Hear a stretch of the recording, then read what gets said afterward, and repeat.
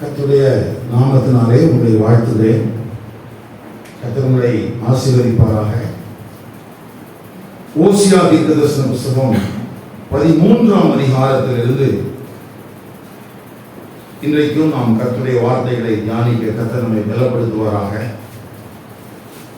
எப்ராயிம் கோத்திரத்தின் ஆணவ மனப்பான்மையும் தேவனின் சிற்றையும் என்கிற தலைப்பின் கீழாக நாம் கர்த்தருடைய வார்த்தைகளை தியானிக்க போகிறோம். இந்த ஓசியா தீர்க்கதரிசன புத்தகத்தில் 37 முறை எப்ராயிம் என்கிற வார்த்தை எழுதப்பட்டிருக்கிறது. 37 முறை எப்ராயிம் என்கிற வார்த்தை எழுதப்பட்டிருந்தாலும் எல்லா நேரத்திலும் அது எப்ராயிம் என்கிற ஒரு கோத்திரத்தை குறிக்காமல் அநேக இடங்களில் 10 கோத்திரங்கள் அடங்கிய இஸ்ரவேலுடைய வடக்கு ராஜ்யத்தையும் அது குறிக்கக்கூடிய வார்த்தையாகவும் பயன்படுத்தப்பட்டிருக்கிறது. சில இடங்களில் அது 10 கோத்திரங்களையும் உள்ளடக்கினதாக எழுதப்பட்டிருக்கிறது. சில இடங்களில் ஒரே ஒரு அந்த எப்ராயிம் என்கிற கோத்திரத்தை மாத்திரம் குறிக்கக்கூடிய வார்த்தையாக இருக்கிறது. இந்த 13ஆம் அதிகாரத்தினுடைய முதல் 6 வசனங்களிலே எப்ராயிமுடைய பாவங்களாக எழுதப்பட்டிருக்கிற காரியங்கள் இஸ்ரவேலுடைய ஒட்டுமொத்த அந்த 10 கோத்திரங்களை அல்ல, மாறாக எப்ராயிம் என்கிற ஒரே கோத்திரத்தை மையப்படுத்திய ஆண்டவர் எழுதி வைத்திருக்கிறார். இந்த எப்ராயிமை குறித்து நாம் அறிந்திருக்க வேண்டியது அவசியம். யாக்கோபினுடைய குமாரர்களில் மூத்தவன் ரூபன். ஆதியாகமம் 49, 50 அதிகாரங்களில் நாம் அதை வாசிக்கிறோம். ஆனால் அப்படி சிரேஷ்ட புத்திரனாக தலைமகனாக இருந்த ரூபனுக்கு மாற்றாக யாக்கோபு யோசேப்பினுடைய பிள்ளைகளிலிருந்து ஒருவனை தெரிந்தெடுத்ததாக 1 நாளாகமங்களின் புத்தகம் 5ஆம் அதிகாரம் 1, 2 ஆகிய வசனங்களிலே நாம் வாசிக்கிறோம். 1 நாளாகமம் 5ஆம் அதிகாரம்.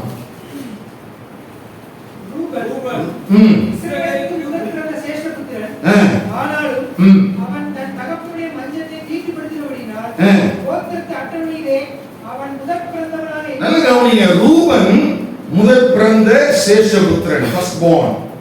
ஆனால் அவன் செய்த பாவத்தின் விளைவாக அவன் முதற் பிறந்தவனாக எண்ணப்படாமல் அவனுடைய சேஷ்ட புத்திர சுதந்திரம் இஸ்ரவேலின் குமாரனாகிய யோசேப்பின் குமாரருக்கு கொடுக்கப்பட்டது.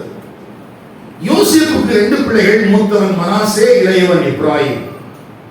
அந்த இளையவனாகிய எப்ராயிமை தான் அந்த ஒட்டுமொத்த இஸ்ரவேலுக்குமான தலைமகனாக, ஃபர்ஸ்ட்பானாக அங்கே ஆண்டவர் பிரகடனப்படுத்தி இருக்கிறார். 2ஆம் வசனத்தில் பாருங்க, யூதா தன் சகோதரர்களே பலத்ததினால் ராஜாதிபத்தியம் அவன் சந்ததியில் உண்டானது, ஆகிலும் சேஷபுத்திர சுதந்திரம் யோசேப்புடையதாயிற்று.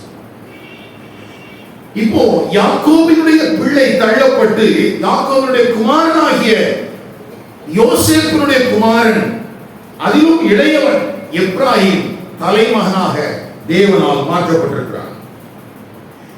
இப்படி எப்ராயிமை ஆண்டவர் தெரிந்து கொண்டதற்கு பின்பதாக தேவனுடைய நோக்கம் அடங்கி இருக்கிறது. ஆனால் இந்த எப்ராயிம் அல்லது எப்ராயிமுடைய அந்த கோத்திரத்தார் அநேக நேரங்களிலே தேவனுடைய நோக்கத்தை அறியாமலும் உணராமலும் தான் வாழ்ந்து கொண்டிருந்தார்கள். கவனிங்கள், அது ஆக்சுவலா யாருக்கு வர வேண்டியது? ரூபனுக்கு வர வேண்டியது. ஆனா ரூபன் செய்த பாவத்தின் நிமித்தமாய் அவனிடத்திலிருந்து அது எடுக்கப்பட்டு அடுத்தவருக்கு தான் கொடுத்துக்க வேண்டும். ஆனால் யோசேப்பினுடைய சந்ததியாரில் இளையவனுக்கு அந்த சேஷபுத்திர பாகம் போகிறது. அது ஆதியாகமம் 48ஆம் அதிகாரம் 5ஆம் வசனத்திலே நாம் வாசிக்கிறோம். சரி, இப்படி அந்த முதற் பிறந்தவன் அல்லது சேஷ்ட புத்திரன், ஃபர்ஸ்ட் பார்ன் என்று சொல்லப்பட்ட அந்த எப்ராயிமுக்கு ஆண்டவர் அநேக கிருபையான வாய்ப்புகளை கொடுத்தார். மோசேக்கு அடுத்தாற் போல ஆவிக்குரிய தலைவனாக இருந்த யோசுவா இந்த எப்ராயிம் கோத்திரத்தை சார்ந்தவன். என்னாகமங்களின் புத்தகம் 13ஆம் அதிகாரம் 8ஆம் வசனம். அதை தொடர்ந்து ஒரு பெரிய ஒரு ராஜாவாக யெரொபெயாம் வருகிறான். அவன் இந்த எப்பிராயீம் கோத்திரத்தை சார்ந்தவன். 10 கோத்திரங்கள் அடங்கிய அந்த இஸ்ரவேலுடைய வடக்கு ராஜ்யத்திற்கு முதலாவது ராஜா 1 ராஜாக்கள் 11ஆம் அதிகாரம் 26ஆம் வசனத்திலே யெரொபெயாம் இந்த எப்பிராயீம் கோத்திரத்தை சார்ந்தவன். அதை தொடர்ந்து இந்த எப்பிராயீம் கோத்திரத்திற்கு கொடுக்கப்பட்டிருந்த இடத்திலே தான் சீலோ அப்படிங்கிற இடத்துல தான் தேவனுடைய அந்த ஆசரிப்பு கூடாரம் ஸ்தாபிக்கப்பட்டிருந்தது. உடன்படிக்கை பெட்டி இவர்களுடைய பாதுகாப்புக்கு கீழே தான் இருந்தது. ஆனால் அந்த பொறுப்புகளை எல்லாம் இவர்கள் உணர்ந்தார்களா அல்லது உணர்ந்து நடந்தார்களா என்பது மிகப்பெரிய கேள்விக்குறி. ஏழை நாட்களிலே உடன்படிக்கை பெட்டி பெலிஸ்தீயர்கள் வசமாய் போகும்போது அதை பாதுகாத்திருக்க வேண்டிய பொறுப்பிலே இருந்தவர்கள் இந்த எப்பிராயீம் கோத்திரத்தார். ஆனால் இவர்களுடைய வில் வளைந்திருந்தது என்று சங்கீதக்காரன் எழுதுகிறான். கவனிங்கள், தேவனுடைய பொறுப்பை பெற்றிருக்கிற எந்த மனிதனும், அது பழைய உடன்படிக்கையின் படியான காலத்தில் இருந்தாலும் சரி அல்லது புதிய உடன்படிக்கையின் படியான காலத்தில் இருந்தாலும் சரி, தேவனுடைய பொறுப்பை பெற்றுக்கொண்ட மனிதர்கள் அதை சரியாக நிறைவேற்ற வேண்டிய ஒரு அவசியம் இருக்கிறது. அது ஆண்டவர் நமக்கு கொடுத்திருக்கிற மேன்மை என்கிற உணர்வு அவர்களுக்குள்ளே இருக்க வேண்டியது அவசியம். ஆனால் இந்த எப்பிராயீம் கோத்திரத்தை பொறுத்த வரைக்கும் ஆண்டவர் நல்ல ஒரு ஆவிக்குரிய தலைவனை கொடுத்தார். அதை குறித்து அவங்க யோசிக்கவே இல்லை. அடுத்தாற் போல ஒரு ஆவிக்குரிய தலைவனை நம்முடைய கோத்திரத்தில் எழுப்பணுமேங்கிறத குறித்து அவங்க அக்கறைப்படவே இல்லை. அடுத்தது முதலாவது ஒரு ராஜாவை கொடுத்தார். அதற்கு அடுத்தாற் போல வர வேண்டிய ராஜா அங்கே ஆயத்தமா இல்லை. அது மட்டும் இல்ல, அவர்களை நம்பி ஆண்டவர் கொடுத்திருந்த அந்த ஆசரிப்பு கூடாரம் அதையும் இவங்க பாதுகாக்கிற சத்துருவின் வசமாய் ஆசரிப்பு கூடாரத்தினுடைய பணிமுட்டுகளை விட்டு விட்டார்கள். அதை தொடர்ந்து நியாயாதிபதிகளின் காலத்துல 2 நியாயாதிபதிகளுக்கு இவர்கள் எதிர்த்து நிற்கிறவர்களாய் காணப்பட்டார்கள். கிதியோனிடத்திலும் சரி யெப்தாவிடத்திலும் சரி. யெப்தாவுடைய காலத்துல எப்பிராயீம் புத்திரருக்கும் மற்ற எல்லா கோத்திரங்களுக்குமான ஒரு யுத்தம் நடந்ததாக 12ஆம் அதிகாரத்திலே நாம் வாசிக்கிறோம். இப்படி தங்களுக்கு கொடுக்கப்பட்டிருக்கிற பொறுப்பு என்னது என்று தெரியாமல் அவர்கள் ஒரு ஆணவத்தோடு அகங்காரத்தோடு நடந்து கொண்டார்கள். இது ரொம்ப ஆபத்து பாருங்க. ஆண்டவர் நமக்கு தந்திருக்கிற பொறுப்பு நமக்குள்ளே ஒரு மனத்தாழ்மையை தர வேண்டுமே அல்லாமல் அது ஆணவமாக அகங்காரமாக மாறிவிடக்கூடாது. அது மட்டும் இல்ல, இவங்க செஞ்ச பெரிய தவறாக நான் நினைக்கிறேன், தாவீது அவன் அரசாட்சிக்கு வருகிறான். அவனுடைய போராட்டங்களை எல்லாம் நாம் அறிந்திருக்கிறோம். ஆனால் அப்படி அரசாட்சிக்கு வரும்போது இவர்கள் அதை ஏற்றுக்கொள்வதற்கு ஆயத்தமா இல்லை. எல்லா இடத்திலையும் என்னதான் பண்ணுவாங்கன்னா ஏதாவது பிரச்சனை பண்ணுவாங்க. 2 சாமுவேல் 2ஆம் அதிகாரம் 8ஆம் வசனத்திலிருந்து 11ஆம் வசனம் வரைக்கும் அந்த சம்பவம் எழுதப்பட்டிருக்கிறது. ஒரு நீண்ட காலம் சவுலோடு போராடி பின்பு அந்த ராஜாவுடைய ஸ்தானத்துக்கு வர இருக்கிற அந்த தாவீதை இவர்கள் ஏற்றுக்கொள்வதற்கு ஆயத்தமா இல்லை. அங்கேயும் இவர்கள் தப்பான அபிப்பிராயம் கொண்டவர்களாக இருந்தார்கள். இப்படி தேவன் தங்களுக்கு தந்த மேன்மையான கிருபையான அந்த ஆசீர்வாதங்களை எல்லாம் இவர்கள் அலட்சியமாய் பார்த்தார்கள். இங்கே தீர்க்கதரிசி இவர்களை குறித்து என்ன எழுதுகிறான் பாருங்கள். உங்களுடைய வேதாகமத்தை ஓசியா 13ஆம் அதிகாரத்துக்கு திரும்புங்க. அங்க முதல் வசனம் இப்படி எழுதப்பட்டிருக்கு, வாசிக்கிறேன் உங்களுக்காக. எப்பிராயீம் பேசின போது நடுக்கம் உண்டாயிற்று, அவன் இஸ்ரவேலிலே மேன்மை பெற்றான். அந்த மேன்மைகளை தான் உங்களுக்கு சொன்னேன். யோசுவா தொடங்கி யெரொபெயாம் தொடங்கி சீலோவிலே இவருடைய அந்த உடன்படிக்கை பெட்டி ஆசரிப்பு கூடாரம் ஸ்தாபிக்கப்பட்டு கிதியோனுடைய காலத்தில் இவர்கள் உதவியா இருந்திருக்க வேண்டும், யெப்தாவுடைய காலத்தில் உதவியா இருந்திருக்க வேண்டும், தாவீதுடைய காலத்தில் உதவியா இருந்திருக்கணும். இவங்க பெற்றுக்கொண்ட மேன்மையை குறித்து அவர்களுக்குள்ள உணர்வே இல்லாததுனால அடுத்த வார்த்தை எப்படி எழுதியிருக்குது, அவன் பாகால் விஷயத்தில் குற்றம் செய்து மடிந்து போனான். கவனிங்க, ஒட்டுமொத்த இஸ்ரவேலுக்கும் இருந்த பிரச்சனை இந்த எப்பிராயீம் என்கிற ஒரு கோத்திரத்தாருக்கும் இருந்தது. அவனுடைய தகப்பன் யோசேப்பு பார்வோனுக்கு முன்பதாக இருக்கும் போது கூட தெய்வமயத்தோடு காணப்பட்டவன், அல்லது எகிப்திலே விற்கப்பட்டு அடிமையாக இருந்த போதும் கூட தேவனோடு நான் உடன்படிக்கை பண்ணி கொண்டிருக்கிறேன் என்கிற சிந்தையோடு வாழ்ந்தவன். தன்னுடைய ஓட்டத்தை முடிக்கிற நாட்களிலே என்னுடைய எலும்புகள் கூட அது எகிப்துக்கு உரியதல்ல, வாக்குத்தத்தம் பண்ணப்பட்ட தேசத்திலே தான் என்னுடைய எலும்புகள் அடக்கம் பண்ணப்பட வேண்டும் என்று அத்தனை உறுதியான வாக்குறுதிகளோடு விசுவாசத்தோடு காணப்பட்டவன். ஆனால் அவனுடைய பிள்ளை மேன்மையான காரியங்களை அடைந்தான். அந்த மேன்மை வந்த பின்பு இது எதற்கு என்று தெரியவில்லை. எனக்கு அருமையான கர்த்தருடைய பிள்ளைகளே, இந்த கால நேரத்தில் தேவ சபையாக நாம் ஆராதிப்பதற்கு கடந்து வந்திருக்கிறோம். நம்முடைய உங்களுடைய தகப்பனுடைய குடும்பமோ அல்லது தகப்பனுடைய குடும்பமோ பெற்றிராத மேன்மைகளை நீங்கள் கர்த்தராகிய இயேசு கிறிஸ்துவின் நாமத்தினாலே பெற்றிருக்கிறீர்கள். விசுவாசிக்கிறீர்களா? அந்த மேன்மையை நீங்கள் எதற்காக பயன்படுத்திக் கொண்டிருக்கிறீர்கள்? இன்றைக்கு இருக்கிற தலைமுறைக்கு பெரிய பிரச்சனை அதுதான். ஆண்டவர் எனக்கு தந்திருக்கிற இந்த வாழ்வு எதன் அடிப்படையிலானது என்பதே புரிவதில்லை.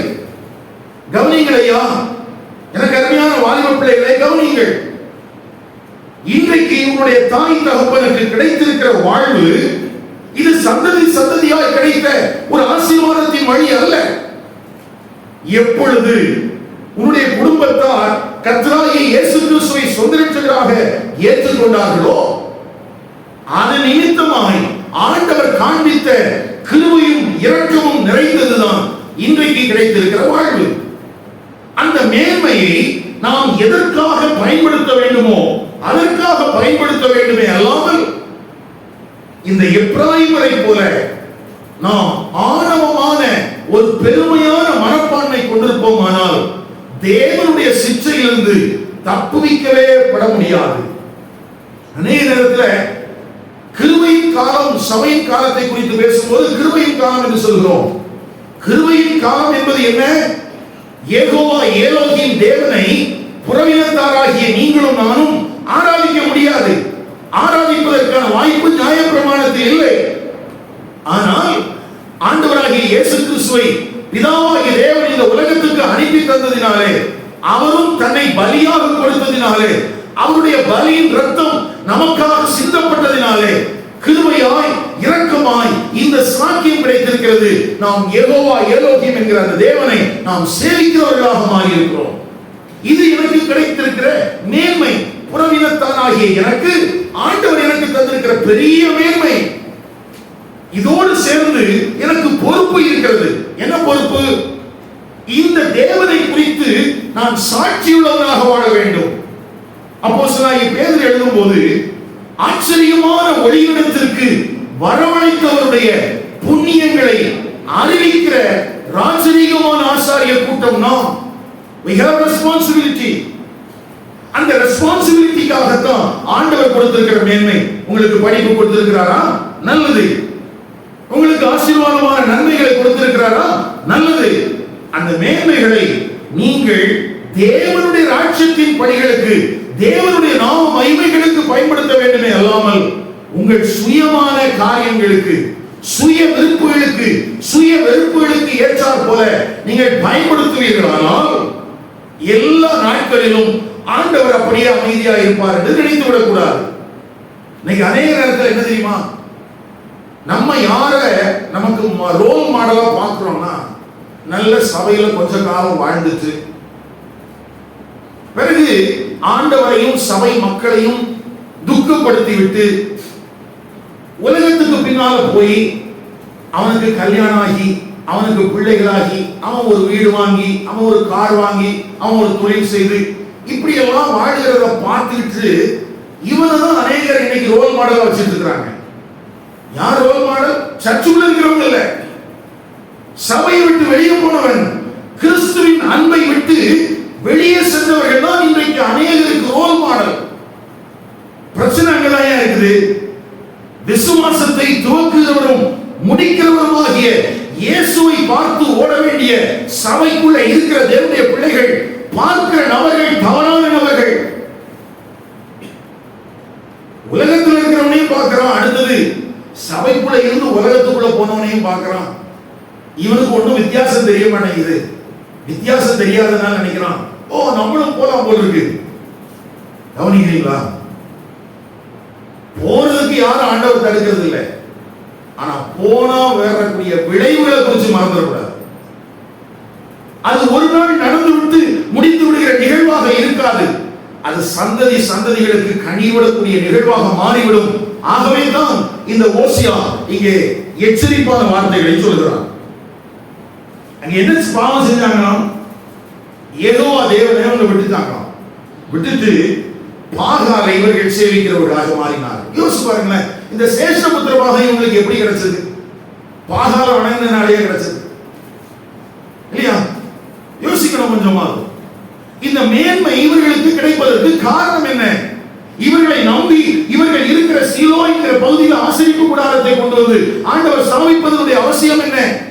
ஒரு ஆவிக்குரிய தலைவனை, ஒரு ராஜாவை மற்ற ராஜாக்கள் எழுப்பும் போது அவர்களுக்கு உதவியாக இருக்கக்கூடிய ஒரு மேன்மையான ஸ்தானத்திலே கர்த்தர் இவர்களை வைத்திருக்கும் போது இவர்களோ தேவனை விட்டுவிட்டு பாகாலை சேவிக்கிறவர்களாக இருக்கிறார்கள். இரண்டாம் வசனத்தில் எப்படி எழுதியிருக்குது? இப்போதும் அவர்கள் அதிகமாய் பாவம் செய்து தங்கள் வெளியினால் வார்ப்பித்த சுரூபங்களையும் தங்கள் புத்தி கேட்க விக்கிரகங்களையும் தங்களுக்கு உண்டு பண்ணுகிறார்கள். இவைகளெல்லாம் தட்டாருடைய வேலை. மனுஷரில் பலியிடுகிறவர்கள் கன்று குட்டிகளை முத்துமிடலாம் என்று இவைகளை குறித்து சொல்கிறார்கள். கவனிங்கள் ஐயா, இந்த எப்ராயிம் என்கிற ஒரு கோத்திரம் செய்த பாவத்தினுடைய பட்டியல் இது. விக்கிரகங்களை சேவித்ததினாலே ஒரு ஆவிக்குரிய மரணத்தை அடைந்திருக்கிறான். அது அவனுக்கு தெரியவே இல்லை. கவனிங்க, நீங்க நிறைய பேருக்கு சபைக்குள்ள இருந்ததுக்கும் சபையை விட்டு வெளியே போனா வரக்கூடிய மாற்றத்துக்குமான வித்தியாசம் தெரிகிறதில்லை. தேவ சித்தத்திலே நிலைத்திருப்பதற்கும் தேவ சித்தத்தை விட்டு வெளியே போவதற்கும் உள்ள வித்தியாசத்தை தெரிவதில்லை. இங்கே தேவனுடைய பாதுகாப்பு இருக்கிறது. எல்லாவற்றிற்கும் மேலாக அவர் பாவத்திலும் அக்கிரமத்திலும் மரித்தவர்களாய் இருந்த நம்மை அவரோடு கூட உயிர்ப்பித்திருக்கிறார். உன்னதங்களிலே உட்கார வைக்கப்பட்டிருக்கிறோம். ஆனால் உலகத்திற்குள்ளே இருக்கிற மனிதனுக்குள்ளே அந்த காட்சி இருக்காது. அவன் திரும்பவும் ஒரு ஆவிக்குரிய மரணத்தை உடையவனாகத்தான் மாறிவிடுவான். அவன் திரும்பவும் உன்னதங்களில் இல்லை. அவன் திரும்பவும் உயிர்ப்பிக்கப்பட்டவனாகவும் இல்லை. அவன் மரணத்திலே அங்கே மரணத்திலே உலகுகிறவனாகத்தான் இருக்கிறான். அப்போ ஏற்கனவே ஆக்கினை தீர்ப்புக்கு உட்பட்டவனையும் சரி, அல்லது உயிர்ப்பிக்கப்பட்டு திரும்ப ஒரு ஆக்கினை தீர்ப்பை அடைய போகிறவனையும் நம்முடைய ரோல் மாடலா வச்சிருந்தோம்னா ஒரு நாளும் நம்முடைய வாழ்க்கையில முன்னேறுவதற்கு வாய்ப்பு இல்லவே இல்லை. அது இந்த உலகத்துக்கு அடுத்த காரியமானாலும் சரி, ஆவிக்குரிய காரியமானாலும் சரி, நீங்கள் யாரை கவனமாய் பார்க்க வேண்டுமோ அவர்களை பார்க்கிறதிலே கவனமாக இருங்கள். ஏனென்றால் ஒரு வசனத்தை வாசித்த இந்த பகுதிக்கு வருவோம். எபிரேயர் நிருபம் 6ஆம் அதிகாரம்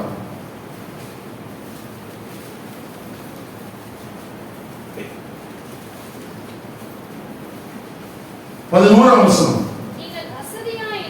நீங்கள் அசதியாயிராமல் வாக்குத்தத்தமான ஆசீர்வாதங்களை விசுவாசத்தினாலும் நீடிய பொறுமையினாலும் யாரை பின்பற்றணுமா?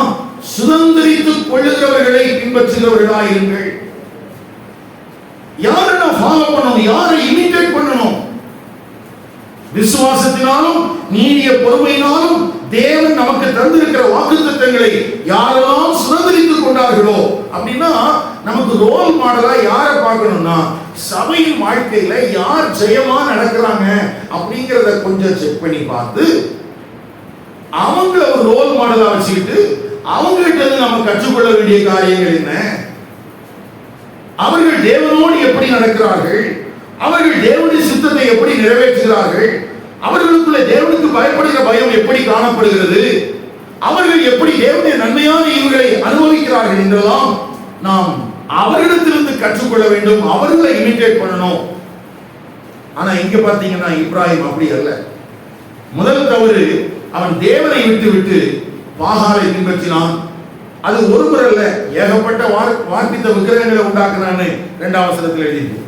ஆகையினால் விளைவிப்போர் அவர்கள் காலையிலே காணும் நேரத்தை போலவும் விடியற் காலையில் ஒளிந்து போகிற பனியை போலவும் பெரும் காற்று களத்திலிருந்து பறக்கடிக்கிற பதரை போலவும் புகை கூண்டி ஏறி போகிற புகையை போலவும் இருப்பார்கள்.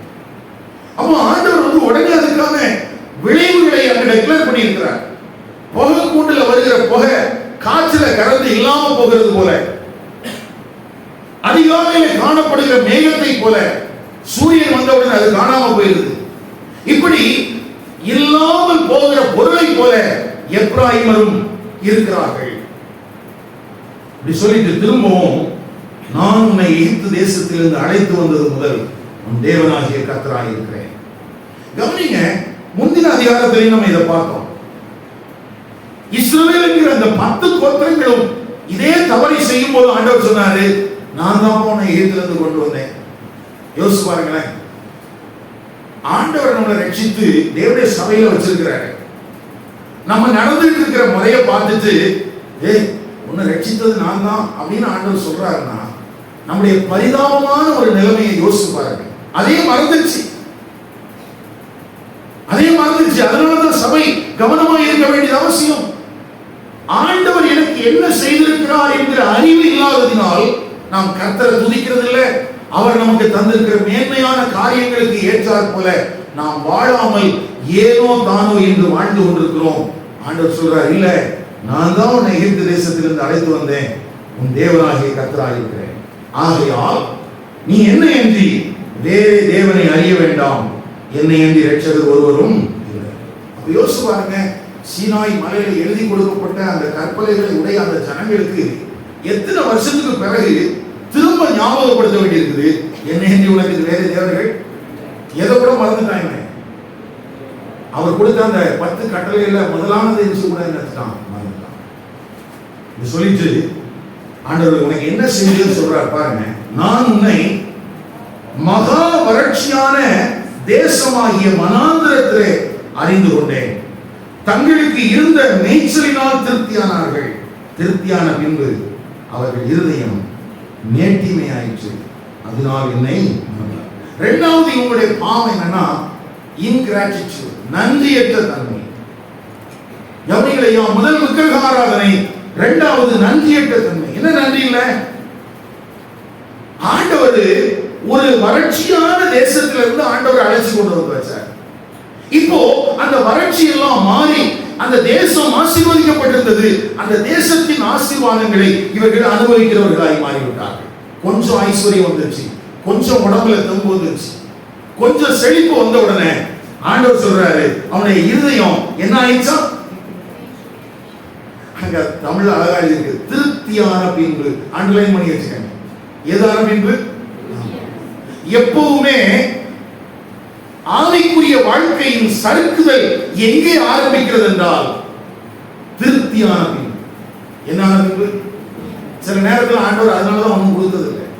அவருக்கு தெரியும், கொடுத்தா இவனை கையில பிடிக்க முடியாது. ஆனா நம்ம என்ன தெரியுமா? ஆண்டவரே, இல்ல ஆண்டவரே, அவங்கள மாதிரிலாம் நான் விட்டு போயிட மாட்டேன், அப்படி செய்வாண்டவரே, இப்படி செய்வாண்டவரே, நான் ஊழியத்துக்கு செய்வாண்டவரே. இவன் எல்லாம் வேஷம் போடுறான்னு அவருக்கு தெரியும். சரி, இவன் அழுதலை பார்த்து சரி போ அப்படின்னு கொடுத்தா அதே மாதிரிதான் இது என்ன ஆயிரும்? நேர்த்திமை ஆயிரும். நேர்த்திமையானதுனால யாரை மறந்துட்டாங்களா? கவனிங்க, உபாகமங்களின் புஸ்தகம் 8ஆம் அதிகாரம். உபாகமங்களின் புஸ்தகம் 8ஆம் அதிகாரம் 10ஆம் வசனத்திலிருந்து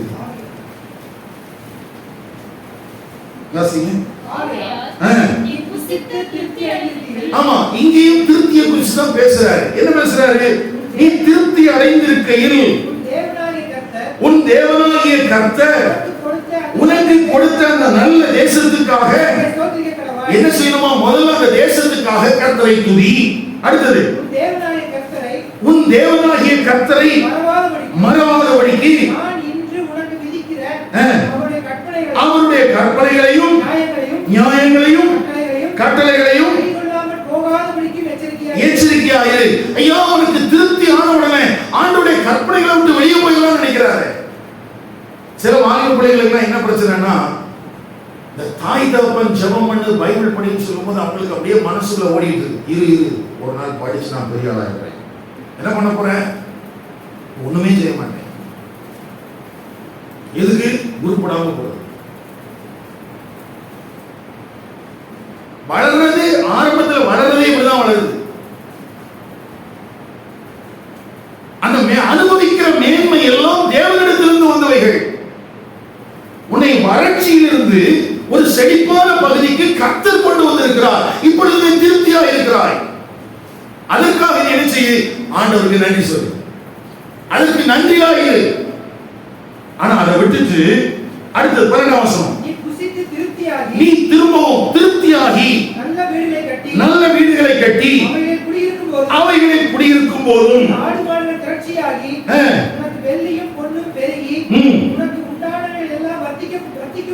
வர்த்திக்கும் போதும் உன் இருதயம் மேட்டிமை அடையாமலும்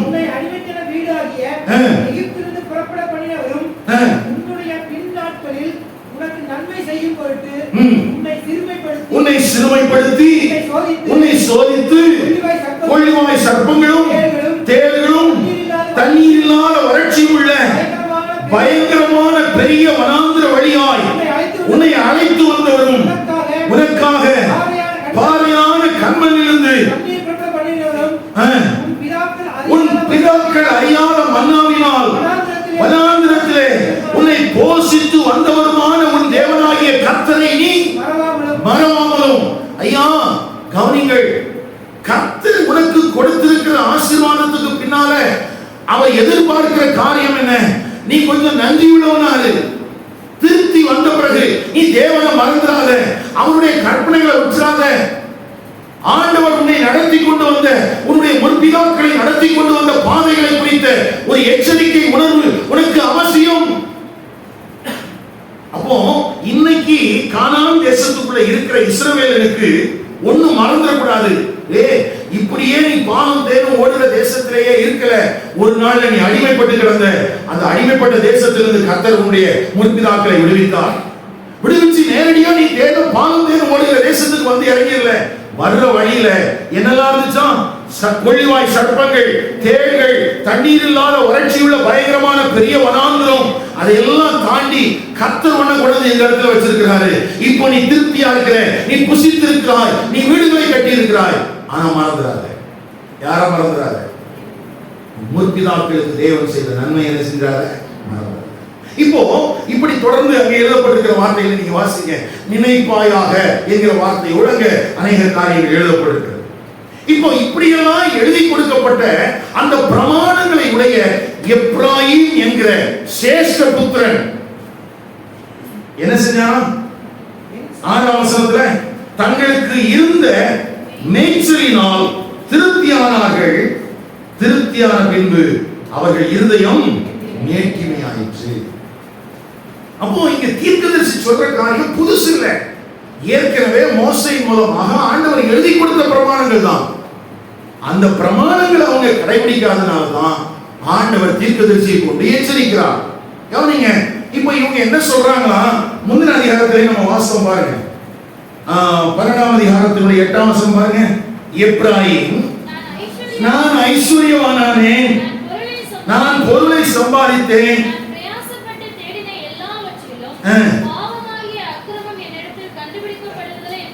ஆமா ஆண்டவர் சொல்றான் நான் இப்ப யாரா மாறிட்டேன்? சொல்லுங்க, நான் இப்போ பெரிய ஆளாயாச்சு. முதல்ல மாதிரி இல்ல பிரதர், நீ முதல்ல மாதிரிலாம் நினைச்சிட்டு இப்போ என்ன செய்யக்கூடாது, என்கிட்ட பேச சொல்றாரு. நான் இப்போ என்ன ஆயிட்டேன்? பக்கத்துல கையை பிடிச்சி சொல்றேன், உங்களை தான் சொல்றேன்.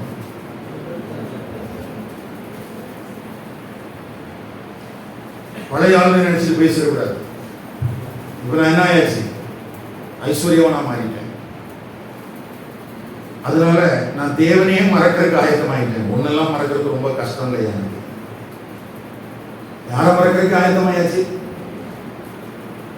தயவு செய்து கவனிங்க, நீங்க செய்யற பாவம் தேவனை விட்டு விலக பண்ணுகிறது என்கிற அறிவு இருந்தால் நீங்கள் அதற்கு இடம் கொடுக்க மாட்டீர்கள். ஆண்டவர் உங்களுக்கு என்ன செய்திருக்கிறார் என்கிற நன்றி உணர்வு இருந்தால் நீ அந்த பாவத்தின் பாதையிலே போக மாட்டாய். பாவத்தினால் உனக்கு கிடைக்கிற அற்ப சந்தோஷத்தை காட்டிலும் ஒரு மேலான சந்தோஷத்தை உனக்கும் உன்னுடைய சந்ததிக்கும் ஆண்டவர் கொடுத்திருக்கிறார் என்பதை தயவு செய்து மறந்து விடாதீர்கள். தயவு செய்து மறந்துடாதீங்க. இன்னைக்கு இளம் தலைமுறைக்கு அதெல்லாம் தெரியவே மாட்டேங்குது. தாய் தகப்பன் கஷ்டப்பட்டு கண்ணீர் வடித்து அவர்களை ஏதோ படித்து ஆளாக்கி ஒரு நல்ல ஒரு வாழ்க்கைக்கு வந்துடணும்னு சொல்லி கஷ்டப்படுறாங்க. ஆனா அந்த நல்ல வாழ்க்கை கிடைச்ச உடனே தாய் சொல்றதையும் கேட்கறது இல்லை, தகப்பன் சொல்றதையும் கேட்கறது இல்லை, கர்த்தர் என்ன சொல்றாருன்னு கேட்கறது இல்லை. இதுக்கெல்லாம் ஞானஸ்தானம் எடுத்தாச்சு, கர்த்தருடைய பந்தியெல்லாம் இருக்கும். கவனிங்க, தேவனை மறந்துட்டு அகந்தையா வாழுகிற வாழ்க்கை ஆசீர்வாதமாயிராது. எனக்கு அன்பான மகனே மகளே, தயவு செய்து அந்த துர்க்குணத்திலிருந்து வெளியே வந்து ஆண்டவரோடு இருக்கிற கொஞ்சம் தான் சந்தோஷமும் சமாதானம். இப்போ இருதயம் மேட்டிமை ஆயிட்டு அவர்கள் என்ன செஞ்சாங்களா? என்ன மறந்துட்டாங்க. இப்போ 7ஆம் வசனத்துல இருந்து 16ஆம் வசனம் வரைக்கும் ஆண்டவர் எழுதியிருக்கிற சில வார்த்தைகளை படிச்சாலே அப்படியே எல்லாம் குழங்குது. என்ன சில வசனத்தை மட்டும் வாசிக்கிற பாருங்க. ஆண்டவர் சொல்றாரு, நான் அவர்களுக்கு சிங்கத்தை போல் இருப்பேன். எப்படி இருப்பேன்? 1. 2வது, சிவிங்கியை போல் வழியருகே பதுங்கியிருப்பேன். 3, குட்டிகளை பறிகொடுத்த கரடியை போல நான் அவர்களை எதிர்த்து அவர்கள் ஈரக்குலையை கிழித்து அவர்களை அங்கே சிங்கம் பட்சிக்கிறது போல பட்சித்து போடுவேன். காட்டு மிருகங்கள் அவர்களை பீறி போடும். ஆண்டவர் சொல்றாரு, என்ன ரிசல்ட்? அம்மா அதெல்லாம் பார்க்கறது இல்லை. ஏன்? அவனுக்கு கல்யாணம் ஆயிடுச்சு, அவன் வீடு கட்டிட்டான், அவன் கார் வாங்கிட்டான், அவனுக்கு பிள்ளை பிறந்துச்சு.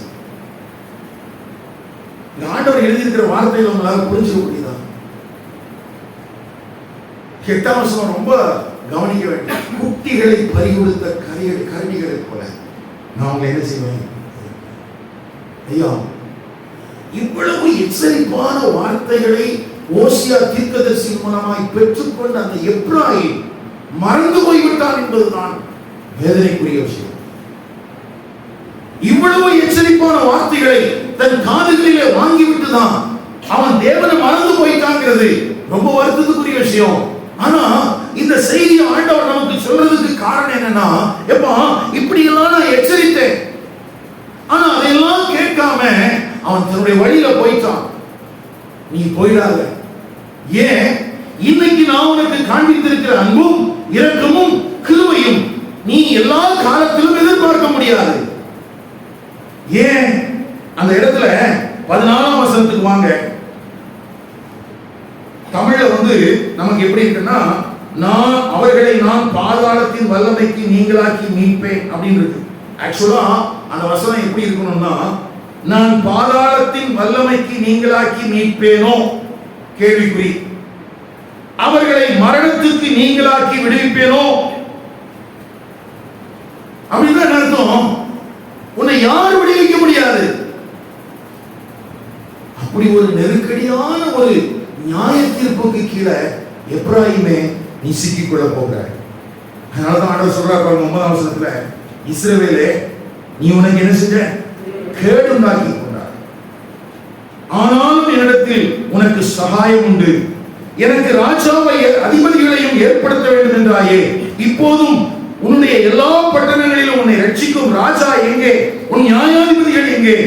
நான் கோபத்திலே உனக்கு ராஜாவை கொடுத்தேன், என் உக்கிரத்திலே அவனை எடுத்துக் கொண்டேன். வீட்டில் போன பிறகு 2 ராஜாக்களின் புஸ்தகம் 15ஆம் அதிகாரத்தை வாசி பாருங்க. எதுக்காக? ஆண்டவர் எப்படி ராஜாவை கொடுத்தாரோ, எப்படி கோபத்தில் அவர்களை திருப்பி எடுத்துக்கொண்டார் என்று அந்த 2 ராஜாக்கள் 15ஆம் அதிகாரத்தில் பட்டியலிடப்பட்டிருக்கிறது. ஐயா, சில நேரத்துல நம்ம சபைக்குள்ள இருக்கிற பிரச்சனைனா அட்டமெண்டா நான் இதை செஞ்சுதான் ஆவேன். ஆனா அதனுடைய விளைவு எப்படி இருக்குங்கிறத குறித்து யாரும் யோசிக்கிறதே இல்லை. இஸ்ரவேல் ஜனங்கள் சாமுவேல் தீர்க்கதரிசி நாட்களிலே ராஜா வேண்டும் என்றார்கள். ஆண்டவர் எவ்வளவோ சொல்லி பார்த்தார், வேண்டாம்பா. அவங்க என்ன சொல்றாங்க? இல்ல இல்ல, மற்ற இனத்த ஜனங்களை போல எங்களுக்கும் யார் வேணும்?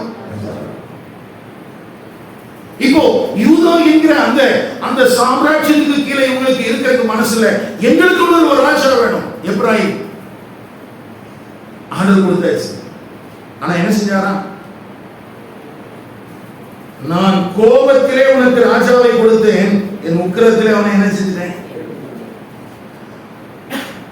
கொடுக்கிறது மட்டும்தான் பார்க்கிறேன், அவர் எடுக்கவும் செஞ்சிருக்கிறார். அதனால என்ன பிரயோஜனம்? அப்போ ரட்சித்த தெய்வம் யார், அவர் நம்மிடத்தில் என்ன எதிர்பார்க்கிறார் என்பதை புரிந்து கொண்டு அந்த தேவனை பிரியப்படுத்தக்கூடிய விதத்திலே, மகிமைப்படுத்தக்கூடிய விதத்திலே வாழும்போது ஒரு சமாதானமான, ஒரு ஆசீர்வாதமான, ஒரு நல்ல வாழ்வு இந்த எப்ராயிமுக்கு ஆண்டவர் கொடுப்பதற்கு ஆயத்தமா இருக்கிறார். அப்படிதான் கொடுத்து வச்சிருந்தார். ஆனா இவங்கிட்ட ரெண்டு பாவம் காணப்பட்டுச்சு. இந்த வேத பகுதியில சொல்லியிருக்குது. ஒண்ணு விக்கிரக ஆராதனை, தேவனை மறந்துட்டு போயிட்டாங்க. ரெண்டாவது அவங்க செஞ்ச பாவம் என்னன்னா நன்றியற்ற தன்மை.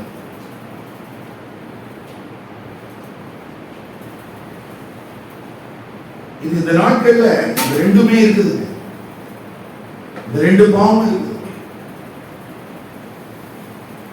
ஆண்டவரிடத்தில் ஒரு நன்மையை பெற்றுக் கொள்வதற்கு எவ்வளவும் நம்மை தாழ்த்துவதற்கு ஆயத்தமா இருக்கிறோம். அதுக்கு பைபிள் எக்ஸாம்பிள் ஆகாப் தான். ஆண்டவரே சொல்றார், ஆகாப் எவ்வளவாய் தன்னை தாழ்த்தினான் என்பதை கண்டாயா? அதே மாதிரி தேவனிடத்திலிருந்து ஒரு நன்மையை பெற்றுக் கொள்வதற்கு எவ்வளவும் சபைக்குள்ள இருக்கிற பரிசுத்தவான்கள் தங்களை தாழ்த்துவதற்கு ஆயத்தமா இருக்கிறாங்க. ஆகாபுக்கே இறங்கினாரே, நமக்கு இறங்காமல இருப்பாரு, அவர் இறங்கிறாரு. சில நன்மைகள் கிடைக்கிறது, கிடைச்ச உடனே திரும்ப பழைய மாதிரியா. ஆண்டவர் சொல்றாரு, நீ நான் மறக்கிறதுனால உனக்கு அழிவை தேடிக் கொள்கிறாய். அது சொல்லும் போது அந்த மிருகங்களை குறித்து சொல்லியிருக்கியா? அது மிருகங்கள் ஒரு மெட்டபாரிக்கலா சொல்லப்பட்டிருக்குது. அது இஸ்ரவேல் ஜனங்களை அடிமைப்படுத்த வருகிற அசீரிய சாம்ராஜ்யத்தை குறித்து ஆண்டவர் சொல்கிறார். 3 மிருகங்களின் பெயர்களை சொல்லி அசீரியா இப்படி உன்னை பீறி போடும் என்று எச்சரிக்கிறார். அடுத்தது அவருடைய நிர்பாகியமான ஒரு நிலைமையை 13ஆம் வசனத்திலிருந்து வாசிக்கிறோம். பிரசவ ஸ்திரீயின் வேதனை அவனுக்கு வரும், அவன் விவேகம் இல்லாத பிள்ளை பெறுவான். அவன் விவேகம் இல்லாத பிள்ளை பேர்காலம் மட்டும் அவன் நிற்கவில்லை. இதுக்கு இந்த வசனத்துக்கு பாத்தீங்கன்னா வேற வேற டிரான்ஸ்லேஷன்ல வித்தியாசமான வார்த்தைகள் எல்லாம் பயன்படுத்தப்பட்டிருக்கு. ஒரு டிரான்ஸ்லேஷன்ல ரொம்ப ஆச்சரியமா இருந்தது என்னன்னா, அங்க அந்த கர்ப்பத்துக்குள்ள இருக்கிற பிள்ளை வெளியே வருவதற்கு கர்ப்ப பாத்திரத்துல ஓபன் இல்லைன்னு எழுதியிருக்கு. அது க்ளோஸ்டா இருக்கலாம். ஐயா கொஞ்சம் கவனிங்க, ஆண்டவர் அனுப்புகிற அந்த வேதனைகளின் அந்த காரியத்தை நாம் புரிந்து கொள்வதற்கு சில உருவகங்களை ஆண்டவர் பயன்படுத்தி இருக்கிறார். அவனுடைய பாவம் பத்திரப்படுத்தப்பட்டிருக்குதான், அவன் செய்த துரோகத்தை ஆண்டவர் நினைக்கிறாராம். ஆண்டவர் சொல்றாரு, பிரசவ வேதனைப்படுகிற ஸ்திரீயை போல அந்த வேதனை இருக்கும். 15ஆம் வசனத்தில் இருக்குது, இவன் சகோதரருக்குள்ளே ஜனம் பெருத்தவனாக இருந்தாலும் கர்த்தருடைய காற்றாகிய கீழ்காற்று வனாந்தரத்திலிருந்து எழும்பி வரும், அதனால அவனுடைய ஊற்றுகள் வற்றி போகும், அவனுடைய துறவு சூறி போகும். இது இச்சிக்கப்படத்தக்க சகல பதார்த்தங்கள் உள்ள உத்தம பதார்த்தங்களையும் மாறிக்கொண்டு போகும். சமாரியா, இப்போ இஸ்ரவேலுக்கு வந்தாச்சு, ஒட்டுமொத்த இஸ்ரவேலுக்கும். சமாரியா தன் தேவனுக்கு விரோதமாய் கலகம் பண்ணினபடியால் குற்றம் சுமத்தப்பட்டதாக இருக்கும். அவர்கள் பட்டயத்தால் விழுவார்கள், அவருடைய குழந்தைகள் மோதி அடிக்கப்படும், அவருடைய கற்பவதிகள் கீறப்பட்டு போவார்கள். இங்க எழுதப்பட்டிருக்கிற அந்த 7ஆம் வசனத்திலிருந்து 16ஆம் வசனம் வரைக்கும் ஆண்டவர் எப்படியெல்லாம் அவர்களை திருத்த போகிறேன், சிக்ஷிக்க போகிறேன், அல்லது அவர்களுக்கு வரப்போகிற ஒரு நியாய தண்டனை எப்படி இருக்கும் என்பதை குறித்து எழுதப்பட்டிருக்கு. இதுக்கெல்லாம் காரணம் என்னங்க? சிம்பிள், 2 காரியம். ஒண்ணு, தங்களை எகிப்து தேசத்திலிருந்து அழைத்து வந்து மேன்மைகளை கொடுத்த அந்த மகத்துவ தேவனை அவர்கள் மறந்து விட்டார்கள். தங்களுக்கு கிடைத்த உயர்வை தக்க வைத்துக் கொள்வதற்கு கவனம் செலுத்தாம, நான் ஐஸ்வர்யவன் ஆயிட்டேன், நான் பெரிய ஆள் தெரியுமா அப்படின்னு சொல்லி அவர்கள் கொண்ட ஆணவ மனப்பான்மை அவர்களை தேவனுடைய நியாயத்தீர்ப்புக்கும் தேவனுடைய சிக்ஷைக்கும் உரியவர்களாக மாற்றிவிட்டது. இந்த காலை நேரத்திலே கர்த்தருடைய வார்த்தைகளை கேட்கிற எனக்கு அருமையான கர்த்தருடைய பிள்ளைகளே, உங்கள் வாழ்க்கையில் ஆண்டவர் செய்திருக்கிற நன்மைகளுக்காக நீங்கள் நன்றியுள்ளவர்களாயிருங்கள். தொடர்ந்து தேவனுக்கு பயப்படுகிற பயத்தோடு அந்த தேவனுடைய கிருபையில நிலைத்திருக்கிறதிலே நீங்கள் கவனமாயிருங்கள். நாம் தேவனை விட்டு விலகுவதற்காக செய்யக்கூடிய எந்த செயல்களுக்கும் ஒரு பிரதி விளைவு இருக்கிறது என்பதை நீங்கள் தயவு செய்து மறந்து விடாதீர்கள். ஒருவேளை இன்றைக்கு உடனடியாக ஒரு தவறு நடக்கவில்லை என்பதற்காக அல்லது ஒரு தண்டனை மேல் வரவில்லை என்பதற்காக இனி காலத்துக்கும் ஆண்டவர் கண்டுக்கவே மாட்டாரு அப்படிலாம் நம்ம நினைச்சிடக்கூடாது. நிச்சயமாக அது ஒரு பெரிய சீர்குலைவை நமக்கு தந்தோம். அதனால என்ன செய்யணும்?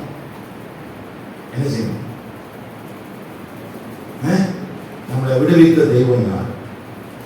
எதுக்காக கொண்டு வந்து இந்த பாலம் தேவன் ஓடுகிற தேசத்துல நம்ம வச்சிருக்கிறார்? நம்முடைய முற்பிதாக்களுக்கு ஆண்டவர் என்னவெல்லாம் நன்மைகளை செய்திருக்கிறார் என்பதையெல்லாம் கூட நினைவு கூற வேண்டுமா? யோசிச்சு பாருங்களேன். இன்றைக்கோ இஸ்ரவேல் ஜனங்கள் மோசேயினுடைய தலைமையில அடிமைத்தனத்திலிருந்து விடுவிக்கப்பட்டு வந்தாங்க. அவங்க கானான் தேசத்துக்கு வந்துட்டாங்க. ஆனா முற்பிதாக்களுக்கு ஆண்டவர் என்ன செய்தார் என்பதை அவர்கள் வருஷம் தோறும் நினைவு கூற வேண்டும் என்பதற்காகத்தான் ஆண்டவர் பண்டிகைகளையே கொடுத்திருந்தார். பண்டிகைகளே எதுதான்? பஸ்கா பண்டிகையா இருக்கட்டும், புளிப்பில்லாத பண்டிகையா இருக்கட்டும், முதற் பலன்களின் பண்டிகையா இருக்கட்டும், பெந்தேகோஸ்தே பண்டிகையா இருக்கட்டும், கூடார பண்டிகையா இருக்கட்டும், எல்லாமே எதை உள்ளடக்கிதான்? ஆண்டவர் முற்காலத்திலே உங்களுக்கு என்ன செய்தார்? இன்னைக்கும் கர்த்தருடைய பந்தியில கலந்து கொள்வதற்காக வந்திருக்கிறோம். எதுக்காக? நான் எப்படி இருந்தேன், என்ன நிலைமையில் இருந்த என்னை ஆண்டவர் என்ன நிலைமைக்கு மாற்றி இருக்கிறார், அந்த மாற்றி இருக்கிற அந்த தேவனுக்கு நான் நன்றியாக சாட்சியாக இருக்கிறேனா? அந்த தேவனை ஒரு நாளிலே நான் சந்திக்க வேண்டும், அவரை சந்திப்பதற்கு நான் ஆயத்தத்தோடு தகுதியோடு இருக்கிறேனா என்பதையெல்லாம் நாம் கவனத்தில் கொள்ள வேண்டியது அவசியம். ஒரு வார்த்தையை சொல்லிட்டு முடிக்கிறேன். எந்த ஒரு இடத்திலையும் தேவனை விட்டு விலகுவது என்பது அகலமாய் விலகிவிட மாட்டோம். நீ எப்படி பண்ணுங்க, நீங்க வச்சிருக்கிற நோட்ல ஒரு நேர் கோடு போட்டுக்கோங்க. அப்படி போட்ட பிறகு ஒரு 2 டிகிரி இருக்கிற மாதிரி ஒரு சின்ன புள்ளி வச்சுட்டு அதுக்கு நேராக அந்த கோட்டை அப்படியே எடுத்துட்டு போனீங்கன்னா ஆரம்பத்துல குறைவான அளவுல இருந்த அந்த விகிதம் நாட்கள் செல்ல செல்ல என்ன ஆயிரும்? தேவனை விட்டு விலகுவதற்கு, நன்றியற்ற தன்மையோடு வாழ்வதற்கு ஒரு சின்ன பிரிவு போதும். சின்ன பிரிவு போதும். ஒரு நாள் ஜெபம் பண்ணாம இருந்தா போதும், ஒரு நாள் வேதம் வாசிக்காம இருந்தா போதும், ஒரு நாள் தேவ சபையின் ஐக்கியத்தை விட்டு விட்டா போதும், ஒரு நாள் கர்த்தருடைய பந்தியில பங்கெடுக்காம இருந்தா போதும். அதோடு நின்று விடாது, அது உன்னை அழித்து விடும். ஆனா நம்ம என்ன நினைக்கிறோம் தெரியுமா? அதுதான் எனக்கு சேஃப் நினைக்கிறோம். நிறைய பேர் என்ன நினைக்கிறாங்க? கர்த்தருடைய பந்தியில இருந்து எழுப்பி போயிட்டா நம்ம பெரிய பரிசுத்தவான். யார் சொன்னா? என்னை தகுதிப்படுத்திக் கொள்ள வேண்டும், அதுலதான் கவனமா இருக்கணும். தேவனை விட்டு விலகுவதற்கல்ல, தேவனை கிட்டி சேர்வதற்கான வழியை தேடுவதற்கு, அதுலதான் நம்முடைய கவனம் இருக்கணும். தவறு நடந்துச்சு, நான் திரும்பி வர விரும்புகிறேன், எனக்கு உதவி செய்ய ஆண்டவரே, அந்த மனசார கேட்டா எந்த நாளிலும் எந்த காலத்திலும் ஏற்றுக்கொள்வதற்கு அவர் ஆயத்தமாக இருக்கிறார். அதை விட்டுட்டு ஆண்டவரை விட்டு தூரம் போவதற்கு முயற்சி பண்ணக்கூடாது. அநேக நேரத்தில் சபைக்குள்ள வந்த பிறகு நடக்கிற தவறுகள் இவைகள் எல்லாம் இன்னொரு நாள் பார்த்துக்கலாம், இன்னொரு சந்தர்ப்பத்தில் பார்த்துக்கலாம். ஐயா, சந்தர்ப்பம் வாய்க்காவிட்டால் என்ன செய்ய முடியும்? வழியிலே பதிவிருப்பேன் என்று சொல்கிறாரே, அப்படி துஷ்ட மிருகத்தை போல வழியிலே பதிவிருந்து நீ அழிக்கப்பட்டால் உன்னுடைய நித்தியம் என்னாகும்? அப்போ ஆண்டவருடைய சமூகத்தில் வந்த பிறகு, ஆண்டவருடைய வார்த்தைகளை கேட்ட பிறகு இன்னொரு நாள் என்று தள்ளி போடாதபடிக்கு நாம் தேவன் பட்சமாய் திரும்ப வேண்டியது அவசியம். 2 விஷயம் தான். ஒன்னு விக்கிரகாராதனை, இன்னொன்னு நன்றியற்ற தன்மை. இது ரெண்டும் என்னத்தை கொண்டு வந்துருச்சுன்னா அவங்களுக்கு ஆண்டவர் கொடுத்திருந்த ஆசீர்வாதம் அவங்களுக்கு என்னத்தை கொண்டு வந்துச்சான்? பெருமை. தயவு செய்து கர்த்தர் உங்களுக்கு கொடுத்திருக்கிற கிருபைகளோ, வரங்களோ, பொறுப்போ, ஆன்மீக ஆசீர்வாதங்களோ அல்லது இவ்வுலகத்தின் ஆசீர்வாதங்களோ எதுவும் உங்களுக்கு பெருமையாய் மனமேட்டிமையாய் மாறிவிடாதபடிக்கு நீங்கள் தயவு செய்து தாழ்மையான சூழ்நிலையோடு அதுல ஆண்டவருக்கு பிரயோஜனமா இருக்கிறதுல கவனமா இருக்கு. ஏன்னா அது ஒரு நாள்ல நம்மள ஆண்டவரை விட்டு பிரிஞ்சிடும். யோசிச்சு பாருங்களேன், இது இவ்வளவு பெரிய பாவமா? நன்றியற்ற தன்மை என்பது ஒரு பாவமா அப்படின்னு நம்ம நினைக்கிறதுக்கு வாய்ப்பு இருக்குது. ஆனா அதையும் கூட ஆண்டவர் மோசேயின் மூலமா பிரமாணத்துல என்ன செஞ்சிருக்கிறார்? எழுதி கொடுத்திருக்கிறார். அதான் நம்ம வாசம் உபாகமம் 8ஆம் அதிகாரத்துல. அப்போ நீ புசித்து திருப்தி அடைந்த பின்பு,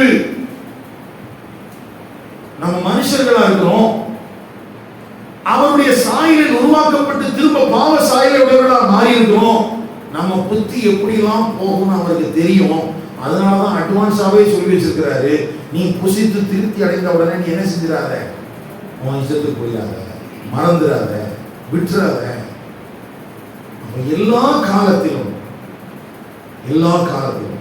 இன்னைக்கு நம்ம இந்திய தேசத்துல மாத்திரம் இல்ல, உலகம் எங்கிலும் இருக்கிற கிறிஸ்தவ சபைக்குள்ள ஒரு விஷயம் திரும்ப திரும்ப பேசப்படுகிறது. என்ன தெரியுமா? பெந்தேகோஸ்தே சபைக்குள்ள வந்திருக்கிற 2வது 3வது 4வது தலைமுறைகள் தேவனுக்கு பயந்தவர்களாக இல்லை. யாரு?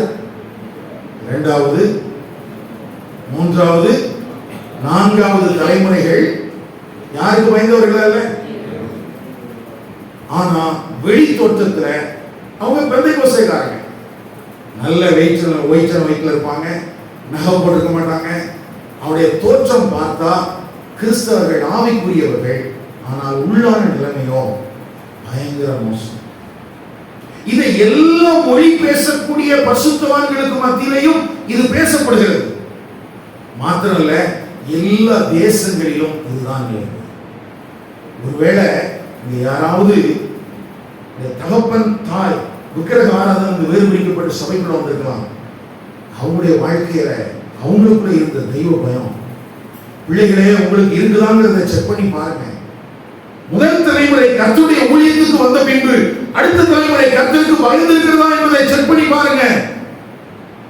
கர்த்தர் உங்களுடைய பெற்றோருக்கு கொடுத்திருக்கிற ஆவிக்குரிய ஆசீர்வாதங்களை, சரீர பிரகாரமான ஆசீர்வாதங்களை அனுபவித்து விட்டு திருப்தி அடைந்த பின்பு தேவனை மறந்து விட்டு போய்விடாதே.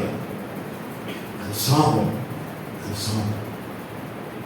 அப்போ இந்த எச்சரிப்பு ஆண்டவர் கொடுத்த பிறகு இந்த ஓசியாவுடைய கண்கள் காண இந்த ஆக்கினை தீர்ப்புகள் எல்லாம் அவர்களுக்கு நிறைவேறலாம்.